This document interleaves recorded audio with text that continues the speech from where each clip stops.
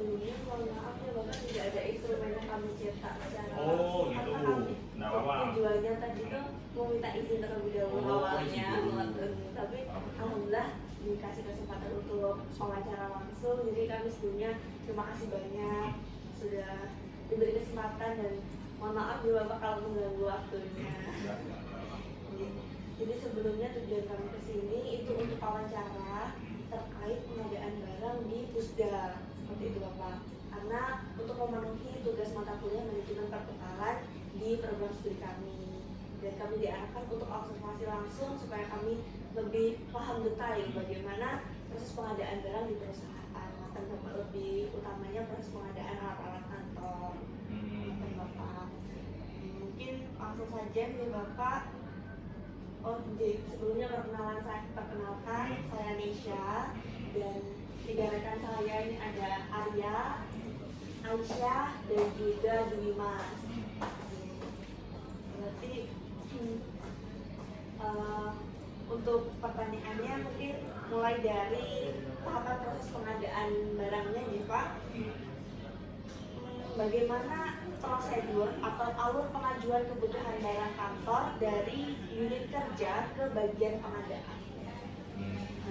Jadi sebelumnya terima kasih. Di perkenalan dulu, nama saya Lutfianto Cahya Ramadan. Saya bertugas sebagai pejabat pembuat komitmen. Jadi untuk pejabat pembuat komitmen ini kami di Dinas PUSDA ada 13 unit. Jadi kebetulan sampai datang ke lantai 2 ini di dinas sekretariat. Jadi kalau di dinas ini sebetulnya ada 5 bidang. Di lantai 2 ada sekretariat, dari 1 dengan keuangan, kemudian ada di lantai 4 ada bidang PSDA dan juga menangani untuk APBN. Kemudian ada di lantai 5 ada irigasi dan bidang sungai waduk pantai. Kemudian yang di bawah lantai 1 selain resepsionis ada juga bidang manfaat. Jadi pejabat pembuat komitmen, jadi yang selaku koordinator untuk pengadaan itu di dinas ini ada 5 pejabatnya ada 5. Kebetulan sampai di lantai 2 jadi ketemu di sekretariat. Nah, untuk kami ada unit kerja juga sebelumnya di mana di UPT, jadi ada 6 UPT di kabupaten kota, itu semuanya ada pejabat pembuat komitmennya masing-masing. Jadi untuk proses pengadaan dikoordinator oleh BPK masing-masing. Jadi seluruh kebijakan pengadaan istilahnya itu dikoordinir oleh kewenangan dari BPK masing-masing. Kemudian tadi yang ditanyakan terkait alur untuk pengajuan ya. Jadi kita sistemnya untuk di pemerintahan rencananya ada di tahun sebelumnya. Jadi rencana kebutuhan dengan bergabung nanti berlanjut dengan penyusunan anggaran itu ada di tahun sebelumnya. Jadi misal kita di tahun 2026 untuk penyusunan anggaran kemudian rencana kebutuhan itu sudah dimulai sejak Oktober 2025. Ya, Oktober 2025. Nah, sekarang untuk di untuk di pemerintah daerah itu dinaungi oleh Kementerian Dalam Negeri, itu namanya sudah membuat aplikasi sistem informasi penganggaran daerah (SIPD). Nah, disitulah kita input segala jenis pengadaan barang dan juga untuk anggaran di tahun depan. Jadi istilahnya kita dapat arahan dari gubernur untuk dinas PUSDA mendapatkan dana sekian, itu kita sudah mulai input dari Oktober itu untuk rencana di tahun depannya.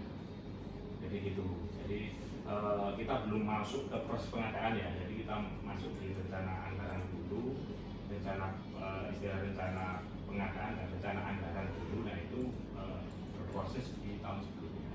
Jadi itu. Jadi nantinya setelah itu jadi, nah baru di Desember itu juga dipetakan terkait timeline kebutuhan yang untuk tahun depan. Jadi misalnya kita ada kebutuhan pembelian laptop, nah itu di bulan apa untuk tahun depannya itu sudah kita mulai. Ya, jadi macam-macam. Kalau kita yang di dinas sekretariat kan kita dinas PUSDA ya. Jadi setiap dinas itu ada namanya sekretariatnya.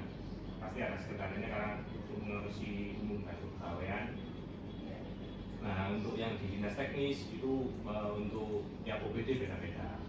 Nah Nah, dinas OPD yang dinas teknis apa? Bidang teknis tadi saya jelaskan yang seperti yang di awal yang di lantai 4 dan 5 itu.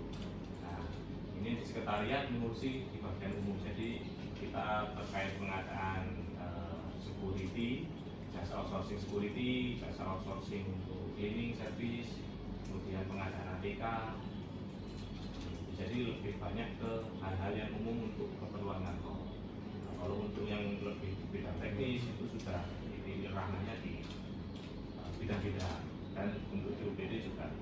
Cuma dan luput juga untuk teman-teman bidang juga tetap menganggarkan untuk administrasi terkait pengadaan, cuma mereka lebih ke teknis. Seperti mungkin kalau di HWSIA di lantai 4 mungkin mengadakan alat ukur hidrologi, lebih istilahnya lebih ke detail teknis.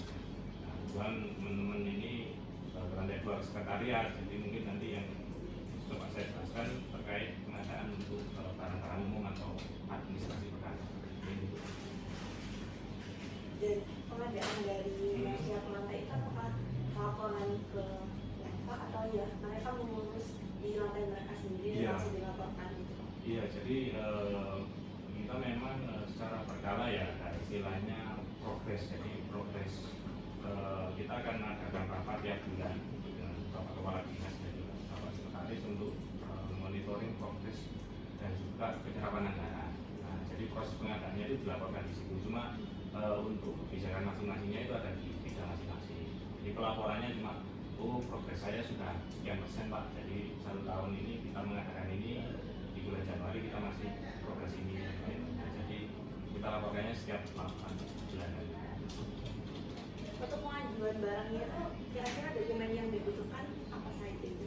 Oh ini, jadi misal kita ada kebutuhan yang ini teman-teman kerjakan ini ada kebutuhan terkait pengadaan printer ya. Nah, jadi printer atau laptop. Nah ini cara pengajuannya adalah kita lihat anggarannya dulu kan. Kita kemarin kan sudah menganggarkan dari tahun 2025 ya. Terus kita lihat di dokumen anggaran, kita lihat pagu yang tersedia di dokumen anggaran itu berapa. Nah itu yang kita akan coba survei pasar terlebih dahulu terkait anggaran yang tersedia, kemudian kebutuhan untuk volumenya, spesifikasinya itu kita survei dulu. Jadi yang pertama kita lakukan adalah melakukan survei pasar untuk membuat harga perkiraan sendiri. Jadi itu dulu. Nah, kemudian di proses ini, nah kemudian setelah itu jadi ada batasan terkait nilai pengadaan Pak. Jadi pengadaan yang di bawah 200 itu menjadi kewenangan pejabat pengadaan yang memproses. Nah, pejabat pengadaan ini sekarang kalau dulu sebelum 2022 itu masih ada di dinas masing-masing. Nah, sekarang ada dijadikan satu semua, ditugaskan dari Biro Pengadaan Barang dan Jasa yang ada di Gubernur, di kantor Gubernur. Jadi kami setiap unit ada pejabat pengadaannya masing-masing. Jadi yang nilai pengadaan yang nilainya di bawah 200 juta yang memproses pengadaan nantinya adalah pejabat pengadaan dari Biro Pengadaan Barang dan Jasa. Kalau di atas 200 itu sudah kewenangannya dari pejabat pengadaan. Ya, jadi dari survei HPS tadi teman-teman buat terus bikin dokumen persiapan pengadaan. Nah itulah yang kan karena laptop sama printer kan harganya mungkin tidak sampai 200 ya. Nah juga apa sampai 200. Nah itu pengajuan kita ada aplikasi namanya Apel Baca Center. Nah itu kita masukkan di situ untuk komunikasi. Karena kan beliaunya yang di Biro BPJ ini kan banyak menangani, jadi dia tidak hanya ditugaskan di USDA, dia ditugaskan di beberapa dinas-dinas lain. Nah itu yang kita komunikasinya via aplikasi. Jadi kita pengajuan dokumen, kemudian dia merespon untuk review. Kalau nggak ada review bisa dilanjut untuk proses pengadaan. Kalau boleh tahu nama aplikasinya apa? Aplikasinya namanya ada 2 ya. Kalau yang untuk 200 itu Apel Baca. Apel Baca ya. Apel Baca itu ada kepanjangan aplikasi pengadaan barang dan jasa. Apel Baca ya. Apel Baca itu singkatannya aplikasi pengadaan barang dan jasa. Apel Baca non tender. Jadi non tender itu yang di bawah 200. Nanti ada lagi Apel Baca tender. Itu yang paket-paket di atas 200 untuk barang dan konstruksi. Kalau yang untuk konsultasi di atas 100. Untuk yang barang atau jasa 200 ya. Kalau yang untuk tender itu konstruksi di atas 200 sama jasa konsultan di atas 100. Jadi ada 2 aplikasi. Kemungkinan berapa lama waktu yang dibutuhkan dari pengajuan hingga barang kantor itu diterima? Oleh enggak ini harusnya enggak maksudnya enggak ada SOP yang haruskan berapa hari harus ini. Beda kayak di keuangan ya, keuangan itu kalau ketika berkas masuk itu maksimal 7 hari itu sudah harus pencairan. Kalau di pengadaan itu relatif lebih fleksibel. Istilahnya kalau kita pengajuan selama itu pengajuannya tidak mendesak ya, istilahnya kita tetap menunggu dari PP-nya berapa lama kira-kira. Dan untuk reviewnya itu mah biasanya nggak sampai seminggu sudah ada istilahnya review atau langsung lanjut di proses selanjutnya. Nggak sampai seminggu. Selanjutnya, bagaimana unit kerja mengajukan permintaan kebutuhan kantor? Mungkin melalui form manual atau sistem digital. Nanti sistem digital itu Pak, melalui aplikasi yang apel baca tadi deh. Ya, terus apakah terdapat batasan atau limit jumlah dan jenis barang yang bisa diminta dalam satu periode? Apa dalam satu periode itu ada ketentuan maksimal barang yang diajukan?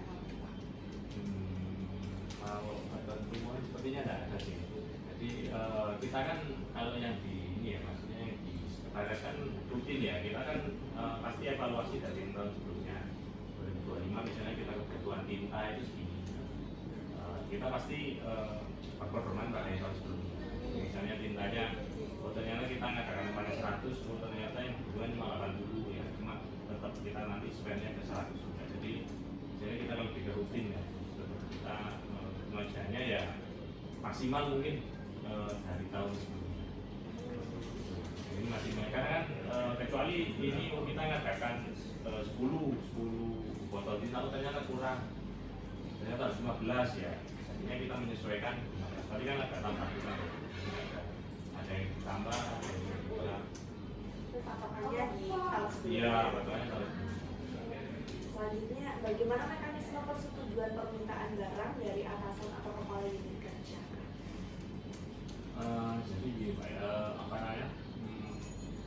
Persetujuannya ini aslinya, jadi ketika kita merencanakan kan, kita merencanakan yang di tahun sebelumnya ya, kita merencanakan misalnya 10 laptop nih, 10 laptop, dan kita masukkan di anggaran.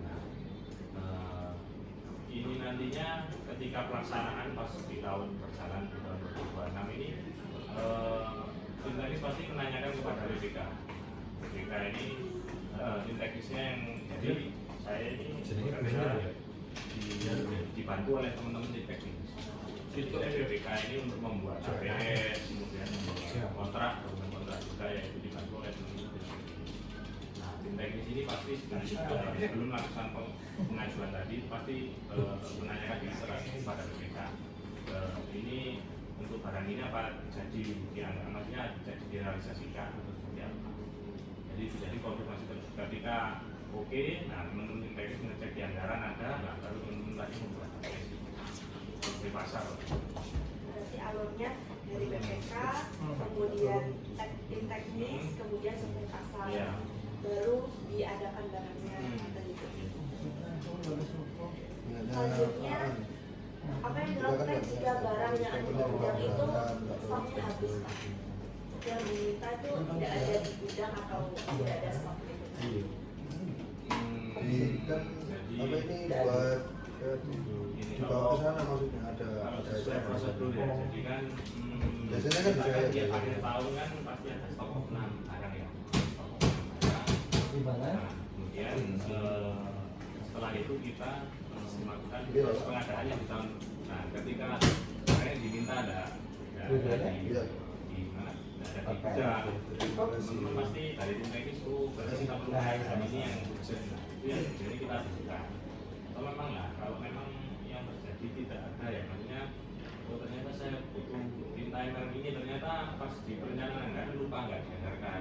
Itu mungkin opsinya nanti bisa diajukan. Jadi pengajuan itu bisa setahun 2 kali, terkait perencanaan bisa 2 kali. Jadi di akhir tahun itu sama nanti ada di bulan Agustus September untuk perubahan di anggaran tahun 2026. Jadi nanti ketika mas saya ternyata laptopnya ada butuh ini, saya butuhnya yang spek ini, nah, itu nanti kita pengajiannya di September. Jadi mulai input untuk anggarannya di September untuk kita perubahan di bulan Oktober November Desember. Jadi 3 bulan terakhir itu nanti ada ada perubahan untuk pelaksanaan perubahan. Jadi DPA dokumen pelaksanaan anggaran setahun dan nanti ubah di Oktober November Desember. Jadi mungkin nanti bisa berubahnya di bulan Oktober November Desember. Kalau dibutuhkan artinya di sebelum bulan itu bagaimana Pak?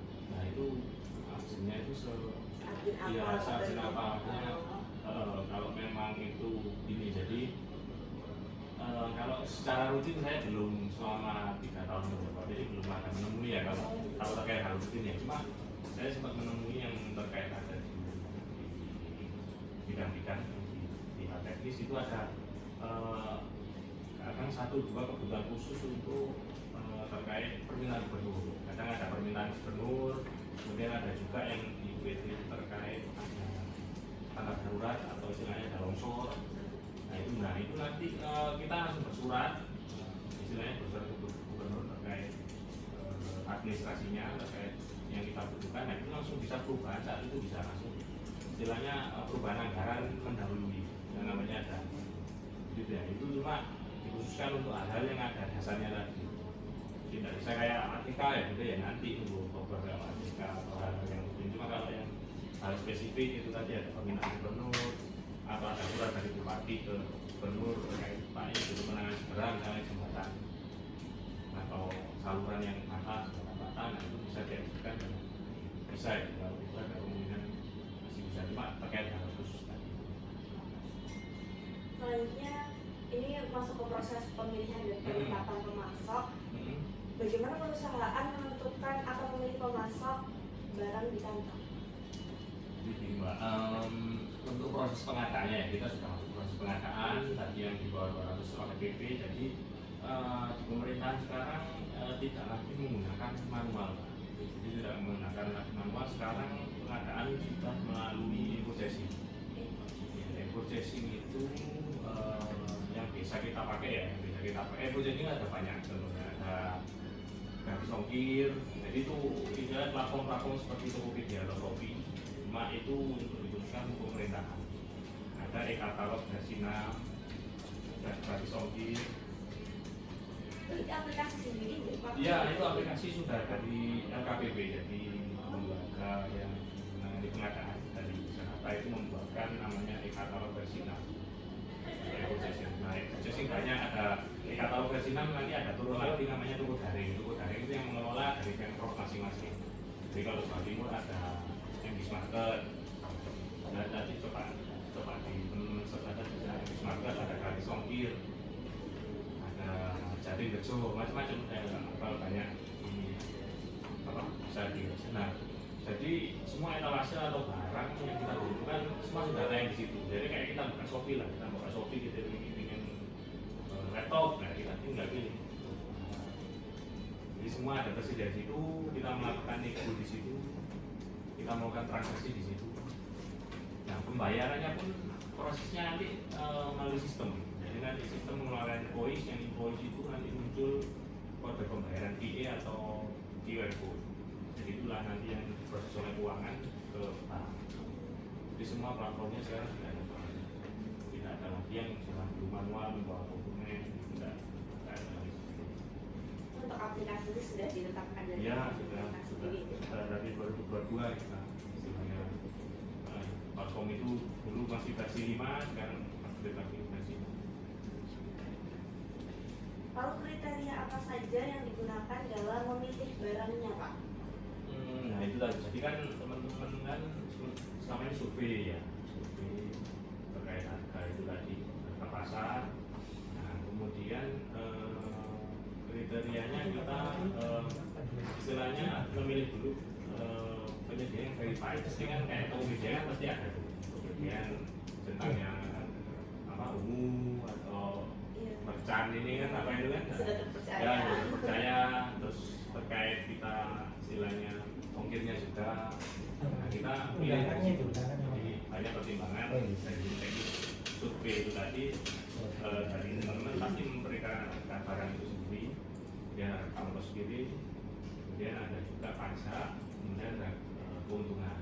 Jadi kita tetap menambahkan nilai keuntungan maksimal 15% dari rekaman tersebut. Itu sebagai harga. Nah, terus kita survei di platform itu tadi, terus kita pilih harga yang kira-kira memenuhi. Jadi selama barang itu masih ada di Jawa Timur, dan kita pilih yang lokasinya tujuannya berada di Jawa Timur. Banyak aspek yang ditentukan Iya. Pak. Mulai dari yang disurvei, kemudian pajaknya, ongkirnya, kemudian Iya. yang pasti tokonya sudah terverifikasi. Ya, Terus bagaimana? Oh, ini apakah dari perusahaan sudah ada list toko atau pemasok yang pasti seperti itu? termasuk jadi kan ya itu tadi kita berkaca lagi pada tahun sebelumnya ya. Jadi kita berkaca pada tahun sebelumnya, kita pengadaannya istilahnya kan kita punya daftar rekanan nih ya tahun kemarin setelah bekerja sama dengan kita. Nah itu setelah melakukan proses pengadaan, setelah selesai pengadaan, kita berhak untuk menilai, jadi ada rating. Jadi sama seperti kayak di media kita ada rating. Kita rating seperti apa? Ketika rating itu baik ya kita bisa maksudnya ada kewenangan untuk menggunakan penyedia jasa itu. Nah, sedangkan ada beberapa penyedia memang kadang pengirimannya terlambat. Karena kita rating ini ya kita untuk memilih yang lain. Jadi sama sistemnya setelah barang sampai usaha tiba ya kita rating. Untuk istilahnya untuk jadi daftar rekanan terpercaya atau daftar rekanan yang terseleksi dan kita untuk bisa digunakan. Nah, kecuali memang untuk ini ya pengerjaan konstruksi atau yang melalui tender atau ini kompetisi ya itu kan istilahnya mereka bersaing istilahnya kayak seperti apa namanya ada kompetisi lah itu mungkin perlu istilahnya itu yang khusus untuk di atas pengadaan di atas barang. Sudah. Kalau yang lain itu di atas pengadaan barang, yang di atas barang bukan. Dan kalau boleh tahu proses negosiasinya bagaimana Jepang kalau misal ingin mengadakan barang, karena kan mengingat sudah by aplikasi by sistem. Kalau kita begini ya, kalau yang Pak Tokopedia dia kan kita ada yang itu sudah kita langsung tindak dan nego ya. Iya. Kalau yang di pemerintahan kita nego, jadi misalnya barangnya laptopnya 9 juta. Ternyata kita jadi kita berpatokan pada HPS kita, misalnya HPS kita 8.500.000, kita di situ bisa ikut negosiasi hidupnya jadi 8 juta atau maksimal nanti 8,5 gitu. Nah nanti kita kirim ke penyedia, penyedia itu dia akan merespon, menyetujui atau menolak atau dia bisa menaikkan lagi tawaran. Yang penting kita ketika nanti istilahnya menyelesaikan pesanan, maksudnya ngeklik pesanan itu tidak sampai lebih dari HPS-nya yang buat teman-teman. Selanjutnya, seberapa sering dilakukan evaluasi dan pembaruan daftar pemasok? Kalau kita pemasok ya, kalau bisa evaluasinya setahun sekali. Iya, setahun sekali. Jadi kita memang tadi kita evaluasi selama setahun, penyedia mana yang sudah bisa pertahankan atau mana yang kita bisa kasih. Ini setahun. Kita evaluasi dari tahun kemarin untuk Ya. Selanjutnya masuk ke bagian mekanisme pemesanan perbekalan barang, Bapak. Bagaimana proses pemesanan barang di kantor melalui PO, Pak? Apakah ada yang Belum ada PO atau semuanya memang PO sampai sebeli langsung datang? Oh jadi Mbak, jadi kan tadi ya saya terkait pemesanan yang melalui platform tadi, jadi kita memesan barang dulu. Nah di situ ada kita bisa memilih terkait jangka waktu pelaksanaan. Nah, rata-rata penyedia yang sudah lama dengan pemerintahan itu pasti pembayaran itu biasanya maksimal 1 bulan. Dokumen diterima dari kami. Jadi memang semua pekerjaan memang barang didatangkan sesuai dengan masa pelaksanaan yang ada di surat pesanan itu. Kemudian baru proses tagihan ternik baru dijalankan, tagihannya baru dijalankan. Jadi memang nggak ada langsung pembayaran langsung, barang datang langsung pembayaran enggak, karena kita butuh banyak proses administrasi yang harus di. Jadi meskipun memang dari platform, cuma kita tetap ada berkas, saya berkas terminal yang harus di print dan untuk diserahkan bagian keuangan untuk pembayaran. Tidak bisa langsung barang datang terus kita bayar, tidak bisa. Kita butuh waktu terkait pengajuan administrasi untuk pembayaran. Meskipun nilainya itu berapapun nilainya. Ya. Lalu untuk yang menandatangani atau menyetujui PO-nya tersebut. Kalau yang untuk surat pesanan semuanya dari BPKO. Ya, BPKO. Jadi yang tadi kalau 200 tadi yang proses pengadaan dari BP ketika sudah BP sudah menyetujui dikirimkan lagi ke BPK untuk membuatkan PO tadi atau surat pesanan. BP itu pejabat pengadaan. Pengadaan. Jadi dia proses itu tadi yang ada. Kalau BPK pejabat membuat komitmen, dia ikut tanda tangan kontrak, dan dia bertanggung jawab untuk sampai dengan proses serah terima barang. Jadi BP itu lingkupnya hanya sampai menentukan menang. Oh ini penyedia yang menang yang saya kira ini Pak, monggo dilanjutkan untuk dengan kontrak. Yang kontrak saya yang buat kontrak sampai serah terima barang nanti. Selanjutnya, sistem apa yang digunakan untuk mengelola pesanan barang? Apakah manual, ERP, atau software yang lain? Yang Digunakan untuk mengelola pesanan. Sistem mengelola pesanan. Mengelola pesanan ini dalam artian apa ya maksudnya? Pas proses pengadaannya atau setelah serah terima? proses pengadaan. Oh, proses pengadaannya. Penggunaan aplikasi. Ya, iya itu kalau pengelolaan pesanan ya itu tadi kita lihat nilai nominalnya dulu, kalau memang di bawah 200 ya proses sampai muncul pemenang itu dari BP. Kalau di atas 200 prosesnya dari BPK. Kalau untuk sistem prosesnya itu manual atau menggunakan Sudah aplikasi tadi, software? sudah pakai aplikasi itu. Aplikasinya juga aplikasi yang sama. Iya, yang katalog itu, yang e-processing. Selanjutnya, bagaimana pengelolaan stok minimum atau reorder point untuk barang kantor yang rutin digunakan? Stok minimum, pengelolaan stok minimum untuk barang yang rutin digunakan. Kalau yang saya mengalaminya di lantai 2 yang stoknya sering habis itu ada di kertas ya. Jadi meskipun kita memang sudah kita menggunakan paperless, cuma kan terkait administrasi dari keuangan itu tetap membutuhkan dokumen yang dicetak untuk sadia. Nah itu jadinya memang jadi kita biasanya kita lakukan, kita pengadaan dari bulan pertama itu kita adakan semua kebutuhan kertas yang selama setahun. Jadi selama 12 bulan kita adakan di bulan pertama. Nah kemudian ketika di bulan Agustus atau September itu ternyata stoknya untuk sampai akhir bulan ternyata habis, sampai akhir tahun ternyata kosong, nah kita ajukan untuk tambahan. Nah perubahannya itu kita ajukan untuk bisa dianggarkan di September. Jadi itu kalau saya di sekretariat kita menganggarkannya di awal. Di bulan 1 kita anggarkan semua, jadi kebutuhan kertas misalnya setahun 1000 ribu, itu kita anggarkan semua, kita stok di gudang. Kemudian kita cek nanti stok ulang di bulan September atau Agustus.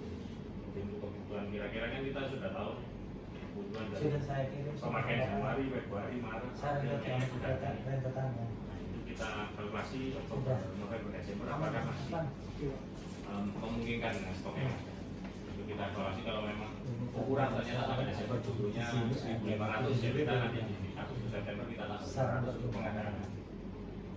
Dan pengadaannya itu bisa digunakan di bulan September sampai Desember itu atau di tahun berikutnya. Dulu pengadaan bisa, pokoknya setelah kita ajukan perubahan anggaran dan anggaran sudah disetujui dulu, nah kita baru bisa melakukan proses pengadaan. Jadi kita lihat paku anggarannya yang semula 1.000 kemudian di Oktober sudah jadi 1.500, nah baru kita baru bisa memproses yang 500. selanjutnya masuk ke proses penerimaan dan pemeriksaan barang. Bapak, bagaimana prosedur penerimaan barang kantor dari pemasok? Jadi ini Mbak, untuk serah terima barang, jadi serah terima barang ini tetap kembali lagi tetap yang menandatangan nanti BAST ya, kita acara serah terima kita untuk Dewikom. Nah kemudian di samping itu ada juga namanya berita acara pemeriksaan pekerjaan BAPB. Jadi BAPB yang tanda tangan adalah integritas. Jadi kita istilahnya apa namanya dibantu integritas untuk memeriksa barang. Jadi APK yang datang, kita list data, nah kemudian nanti ditindaklanjut dengan BPK untuk membuat BAST. BAST berita acara serah terima. Jadi awalnya BAPB ini berita acara pemeriksaan, kemudian lanjut ke BAST. Berarti yang bertanggung jawab untuk memeriksa kualitas barang ini dari tim teknis. Ya, dari pemeriksa awal, kemudian untuk serah terimanya harusnya dari BPK. Selanjutnya dokumen apa saja yang diperiksa saat barang diterima? Apakah surat jalan, faktur, atau ada yang lain? Ya, yang kalau dikirim biasanya yang kita butuhkan untuk syarat termin itu ada surat jalan, kemudian yang kedua ada fakturnya juga, kemudian nggak kalah penting terkait dokumentasi. Jadi syarat. Jadi kalau barang yang datang apa itu yang harus dikomunikasikan. Misalnya ada pulpen, ada jadi harus detail per barang.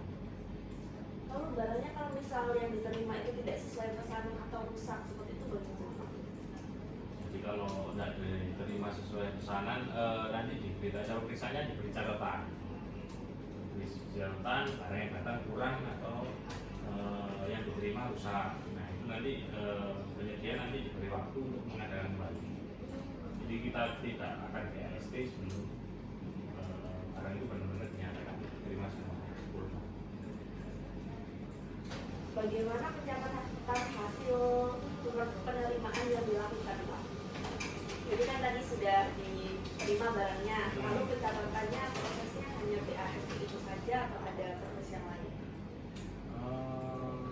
Jadi ya Mbak, barang yang diterimakan itu nanti masuk di kita lihat barangnya itu apa dulu kan, barang dibagi dua ya, ada yang pakai habis kayak tadi ATK atau Pinta, ada yang barang itu bentuknya belanja modal. Jadi saya beli nih meja, kursi, nah itu nanti diserahkan ke bagian lagi. Jadi di dinas ini ada pejabat pengurus barang persediaan, ada pejabat pengurus aset.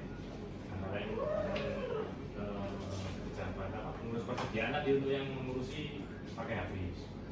Nanti akan dilaporkan, jadi hasil BAP dan BAST tadi diserahkan ke masing-masing pejabat. Jadi misalnya kita beli meja kursi, nanti menyerahkannya ke bagian aset, melaporkan. Jadi kita dari lantai 2 sekretariat kita membeli meja kursi. Dan nanti akan dicatat dari aset ada namanya aplikasinya juga ada. Aplikasinya apa mas? Aset itu aplikasinya? Rekomtek Pak. Oh, itu gue mengajar rekomendasi. Mas Arif itu Mas Arif. Simbada ini katanya apa ya?